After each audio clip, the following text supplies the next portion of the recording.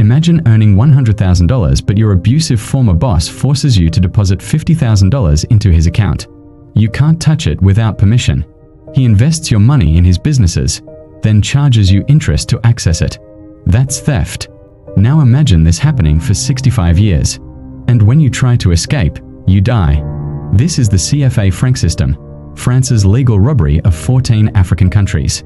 Since 1945, France has controlled 14 African countries through currency manipulation.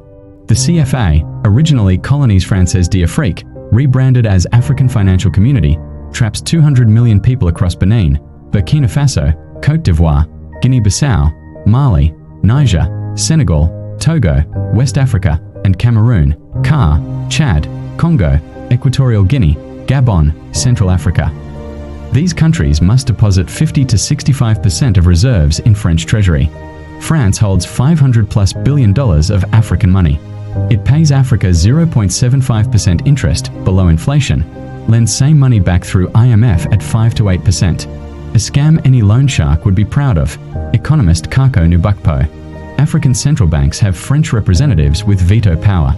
African countries cannot print money, set interest rates, or control inflation without French approval. France devalued CFA twice, 1948, 1994, destroying African savings overnight. In 1994, millions woke to find their money worth half. France decided in Paris. African leaders learned from news. When the pandemic hit, countries worldwide printed emergency money. CFA countries needed French permission. France said no initially. Result: delayed responses, preventable deaths. The numbers: $500 billion. African reserves held in France. 0.75% interest France pays Africa. $400+ billion. Total extracted since 1960. Jacques Chirac admitted, without Africa, France would be a third world power. Sylvanus Olympio of Togo announced his country would print its own currency on January 10, 1963. He was assassinated 3 days later by French-trained soldiers. The CFA was restored.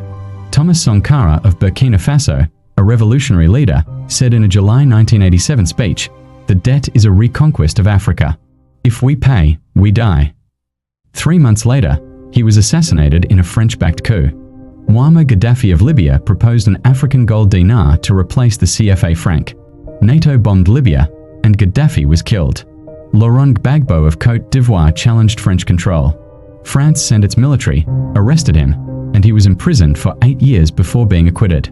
The pattern is clear: try to leave French control, and you are removed.